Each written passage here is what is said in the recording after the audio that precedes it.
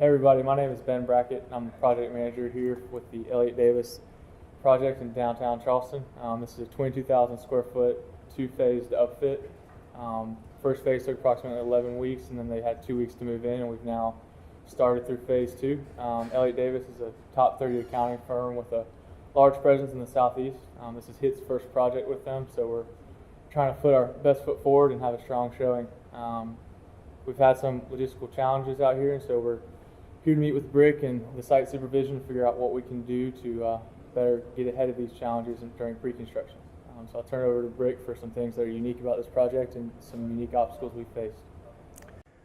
I think one of the biggest challenges that we've had is the noise during business hours and off business hours. The business hours for the building are 8 a.m. to 5 p.m. and they're really reluctant to let us have any noise during those hours.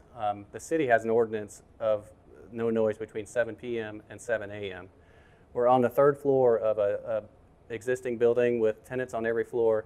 One of our biggest obstacles is getting the trash into the dumpster.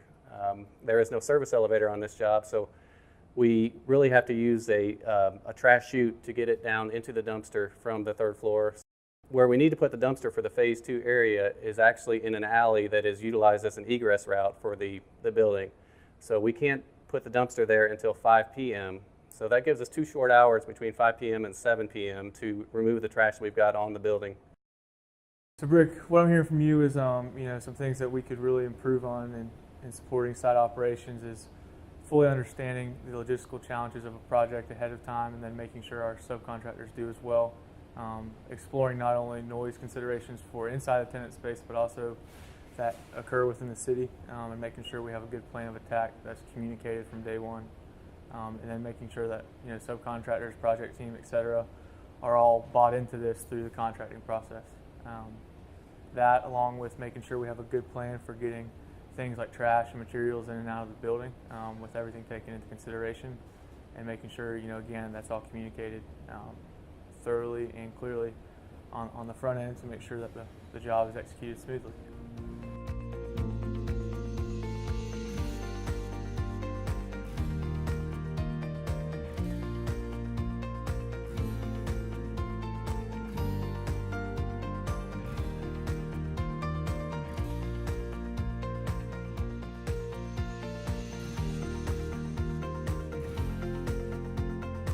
Hello everyone, my name is Star Longo. I'm a senior project manager with HITT here in the Charleston office, and want to welcome you today here to the Daniel Island Square project.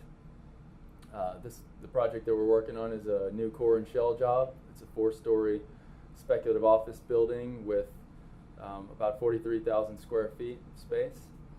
The project is on an extremely tight schedule. It's been a 9-month schedule to complete about $10 million of work, including the first floor upfit of the space. The building skin is also unique, and it's a combination of calcium silicate masonry, brick masonry, corrugated metal panels, some glazing, and then it has some really interesting architectural canopies and a pavilion meeting area around it. So we're really excited to be a part of this project. It's for a new client, Amplify LLC. They have a lot of different developments going on in Charleston, and we hope to be part of a follow-on development on site of the new Performing Arts Center here on Daniel Island. Enough about the project. We're really here today to talk to site operations about some of the challenges they face and how project management and the office staff can help support them and make things run more smoothly in the field. With that, Kane, what have been some of the site-specific challenges associated with working on this project in this city, this site, this location, etc.? Thanks for the introduction, Star. 2 things come to mind off Star's question. The first one being our mock-up panel. We figured out a way to manage this and kind of make it work for us, but we need to push on the front end of a project, stress the urgency to the design team and the owner, the client, that the mock-up panel, we need details for and exact designs, color selections. If we don't have that stuff on the front end, it has the potential to delay release of material for the actual building. Another thing that comes to mind is just project safety. HITT can't be everywhere at once, looking at everything at once, so it's been unique in that sense on a job site over 3 acres, on a ground-up construction where we got multiple trades and equipment running around. So there's been a couple things that have been unique to this job, and I'll let Star expand on what we've done to kind of mitigate any potential issues. Sure, yeah, couldn't agree with you anymore on those challenges. Regarding the mock-up, it's been really critical for us to integrate the mock-up construction into our project schedule and the lead times for the mock-up materials, not to mention the actual materials for the building and how the approval process has shaken out. And we also, it was important to get the mock-up scope bought in with the trade contractors early on so that there wasn't any financial discussion. It's just an execution strategy. Regarding the safety challenge, as Kane said, we have a lot of people coming on a job site of this size coming into the site every day, and we've been fortunate to use some relief superintendents to support Kane. Kane may be busy dealing with an urgent field issue, and having a relief super there to support him and run a safety orientation and share site-specific safety challenges with new trade contractors.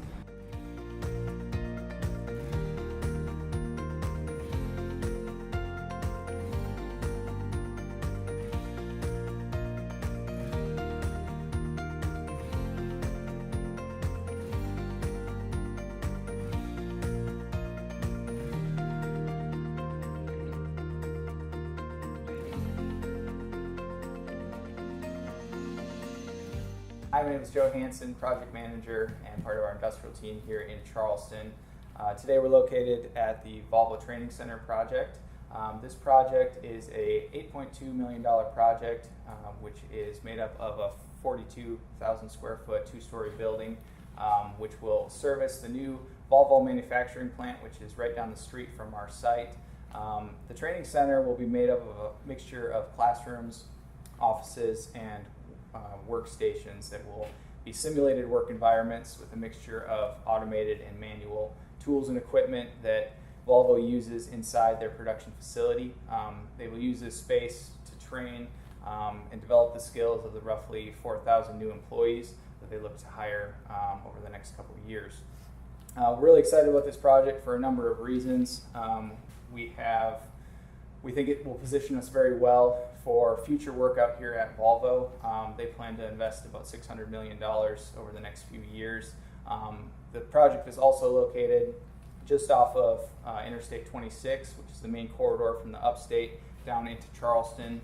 This area of 26 sees about 50,000 vehicles that go by each day. So it creates a lot of exposure for HITT, and I think it positions us very well for the long list of suppliers and other businesses moving to the region as a result of Volvo here in Charleston.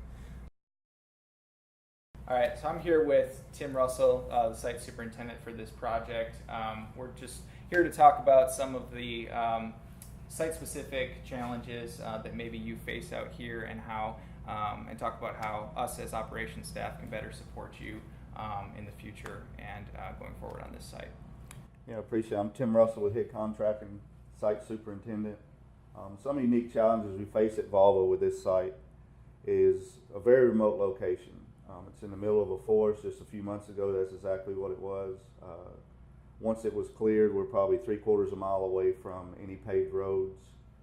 We have no power, no water, no sewer. So it's a challenge each day to make sure that our subs are buying in to our schedule, making sure they're prepared for what they see when they come out here each day. With this time of year in Charleston, we're dealing with a ton of weather each day. Site drainage is a huge challenge. So the office has been a big help with making sure the subs understand their logistics each day when they come to work and the challenges they face, so that we can keep up with our schedule and get some future work from Volvo. From an operations standpoint, some of the things that we can work on early on in the project to help ease the pain of some of these challenges would be to really review the site conditions with the owners prior to coming on site. Establish who your contacts are for bringing utilities to the site, as well as access maybe outside of the footprint of where our project is. That will help us greatly to develop our schedule from an early standpoint so that we have a good understanding and we can pass along to the trades that are on site what to expect, when to expect it, and also just to get them bought in with what the process will look like. As Tim was saying, with the very limited infrastructure we have out here, and the very wet conditions we encounter very often, as well as the mixture of clay in the soil, it makes it very difficult for the site to drain, and we're dealing with very wet conditions on a regular basis. This, in turn, just creates a need for even more pre-planning with the contractors in terms of deliveries, in terms of getting people to site and understanding where they need to access the site and when, and that will greatly impact how we can better schedule deliveries and also keep the site as dry as we can to keep the work rolling on a very tight schedule that we have on this project.